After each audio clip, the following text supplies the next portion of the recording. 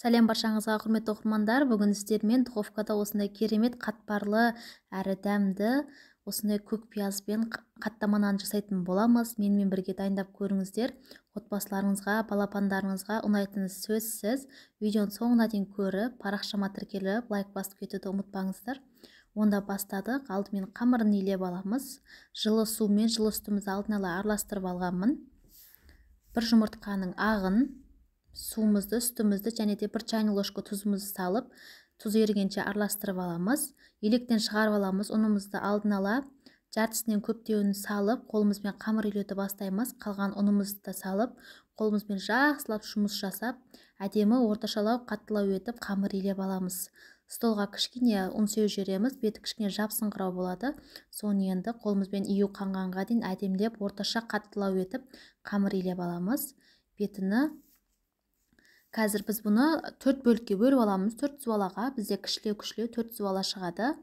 Бізде осы рецептпен 2 үлкен қаттама нан шығатын болады.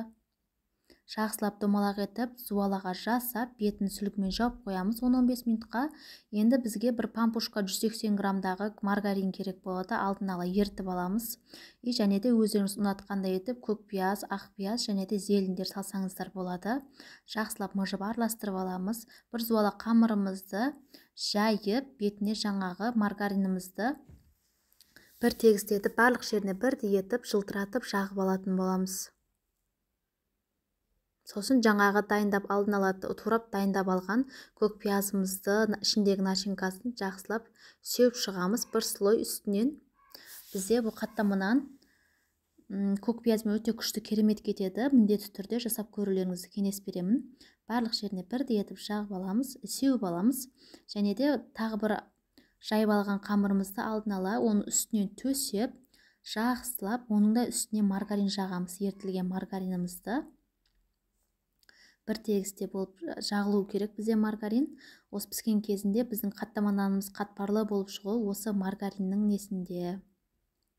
Жақсылап барлық жеріне бірдей етіп жағып алдық. Бетіне тағы бір рет жаңағы начинкамызды сеуіп аламыз. Дәмі деген енді күшті мощный болады. Міндетті түрде жасап көріңіздер. Жақсылап барлық жеріне бірдей сеуіп алғаннан кейін енді самса қаттама сияқты етіп осылай орап аламыз, тығыз етіп.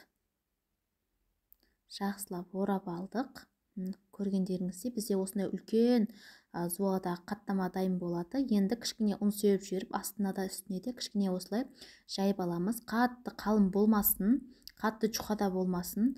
Қатты қалың болса іштері піспей қалады. Мен әселпештің осы домалақ листіне арнап ішіне салғаннан кейін тағы да жайып жібердім. Көріп тұрғандарыңыздай, тағы біреуінде тура осылай жайып, ішіне маргариндерін жағып, орап аласыздар. Мен оны тақтайдың үстіне қойып, морозилкаға қатырып алайын деп тұрмын.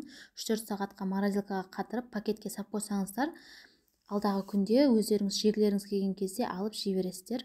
Бір жұмыртқаның сарысын бетіне жағып аламыз. Бетіні әсемдеп, сәндеп, күнжіт сепсеңіздер болады. Түрі әдемі болып шығады. Осылай қатты ісіп кетпеу үшін осындай вилкамен сызып шығамыз. Бетіне күнжіт сеуіп пісіріп аламыз духовкамызда. Сіздерге қанша градуста пісу керек екенін айтып кетемін. Қараңыздар қандай қатпарлы әдемі болып шыққан. Беттер слойлары өте керемет болып шығады. Қазірге бөлінуін көрсетемін.